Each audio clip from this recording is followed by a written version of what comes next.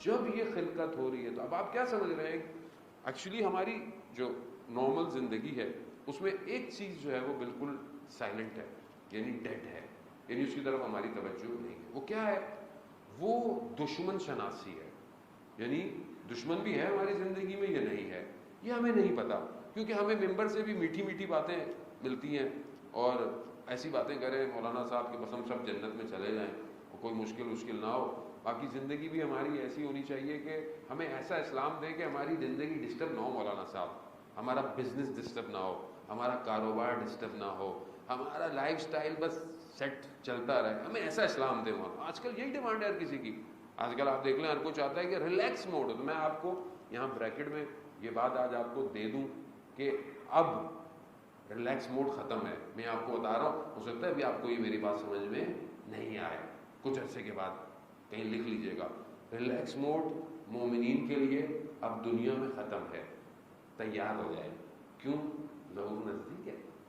آپ کیا سمجھ رہے ہیں کہ ظہور تک اس کائنات کو داخل ہونے کے لیے بغیر کسی امتحان کے ہوگا؟ پاسبل نہیں، اصل پاسبل ہی نہیں.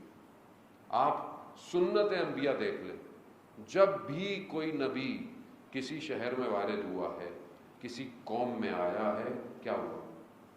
قرآن کیا ہے؟ قرآن صرف مردوں کو ثواب پڑھنے کے لیے نہیں عزیزان محترم، قرآن زندوں کی ہدایت کے لیے ہے. قرآن عبرت ہے، احسن القصص ہے اس کے اندر. آپ ہر نبی کو دیکھ لیں، ہر نبی اپنی قوم میں جب ہدایت کے لیے آیا ہے کیا ہوا؟ آزمائش، امتحان. اس امتحان سے جو قوم کامیاب ہوئی وہ قوم کامیاب ہوئی. جس نے امتحان میں کامیابی نہیں دی اس قوم کے اوپر کیا آیا؟ عذاب آ گیا. اب وہ جو انبیاؤں کا وارث ہے، کیونکہ بہرحال آج جمعہ ہے تو ہمارے لیے واجب ہے اس آخری کی گفتگو کرنا. ویسے بھی ہمیں ہر گفتگو میں امام کے ذکر کے بغیر ہمارا ذکر ہونا نہیں چاہیے، لیکن کیونکہ جمعہ ہے تو بطور خاص ہونا چاہیے کہ وہ انبیاؤں کا وارث ہے. جتنی مشکلات انبیاؤں کی قوموں کو آئی تھیں وہ ساری مشکلات اس آخری کے منتظرین پر آئیں گی. تیار. آرام سے مولا بھی آ جائے، ہمارا کام بھی چلتا رہے، تو یہ ممکن نہیں ہے. ایسا نہیں ہے. انبیاء حضرت ابراہیم علیہ السلام سے خواب دیکھا گیا، خدا نے امتحان دیا، بیٹے کو لے کر آؤ. بیٹے کو لایا گیا، قربانی دو. قربانی کے لیے تیار کیا گیا. جیسے ہی چھری پھیرنے لگے، قرآن کی آیات کیا کہتی ہیں؟ تمہارا خواب سچا ہے، تمہارا رویا سچا ہے، تم کامیاب ہو. کیا ریپلیسمنٹ ہو گئی. علماء بزرگ کہتے ہیں کہ جب سید الشہداء قتل گودیے گاہ میں تھے اور جب امام حسین علیہ السلام نے کہا یا غیاث المستغیثین، علماء کہتے ہیں کہ امام حسین کا مقصد یہ تھا کہ پروردگار یہ نہ ہو کہ اس ٹائم تو آ کر کہہ دے کہ ہمارا امتحان ختم ہو گیا. نہیں، ہم آخر تک کھڑے ہوئے ہیں. ہمیں قربانی دینی ہے، وہ قربانی کہ جس کے لیے حضرت ابراہیم بھی متصل ہوئے ہیں کہ یہی ذبح عظیم ہے.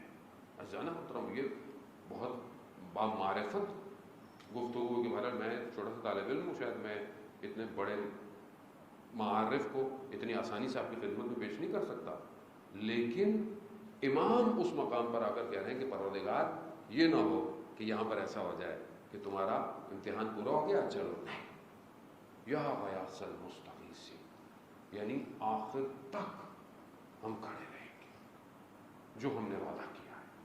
عزیزان محترم، خوب یہ ابتلاءات، یہ امتحانات کیوں ہیں؟ کیونکہ ایک طرف دشمن بھی ہے. کون ہے دشمن؟ قرآن کیا کہہ رہا ہے؟ کون ہے تمہارا سخت ترین دشمن؟ شیطان ہے.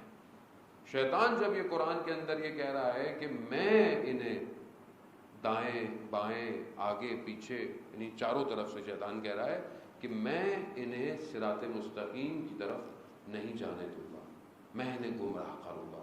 یعنی گویا اس نے اپنی 6000 سالہ عبادت کو داؤ پہ لگا دیا ہے کہ میں ایک آپ بولیں کہ شیطان کو مجھے اس سے کیا؟